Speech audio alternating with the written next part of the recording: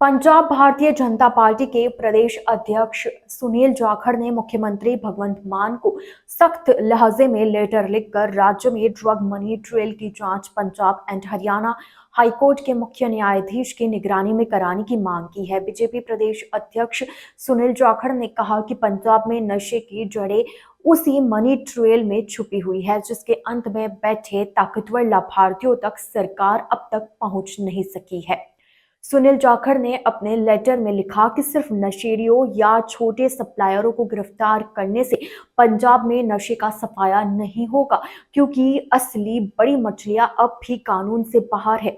उन्होंने कहा कि अगर सरकार वास्तव में नशा खत्म करना चाहती है तो फॉलो द मनी के सिद्धांत पर जांच अनिवार्य है। उन्होंने कहा कि उन्हें मुख्यमंत्री भगवंत सिंह मान की प्रतिक्रिया का इंतजार रहेगा। मुख्यमंत्री भगवंत सिंह मान को पत्र में सुनील जाखड़ ने लिखा है कि पंजाब को नशे के दंश से सबसे ज्यादा तकलीफ इसकी मनी ट्रेल ने दी है। अगर सरकार अपनी विश्वसनीयता साबित करना चाहती है तो इस पैसे के प्रवाह की हाई कोर्ट के मुख्य न्यायाधीश की निगरानी में तत्काल जांच कराए। उन्होंने कहा कि बीते कुछ वर्षों में कई नेताओं की अचानक बड़ी संपत्तियां सिर्फ संयोग तो नहीं हो सकती। नशे के कारोबार से जुड़े लोग बिना राजनीतिक और प्रशासनिक संरक्षण के फल फूल ही नहीं सकते। जाखड़ ने दावा किया कि नशे में पकड़े गए हजारों करोड़ों रुपए इस बात की ओर संकेत करते कि मामला बेहद बड़ा है और इसमें कई प्रभावशाली लोग शामिल हो सकते हैं।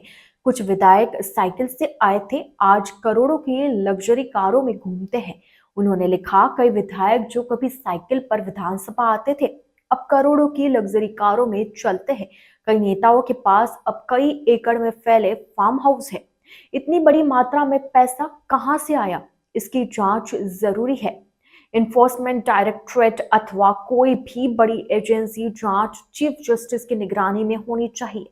सुनील जाखड़ ने कहा कि मैं खुद जांच में सबसे पहले शामिल होने को तैयार हूं।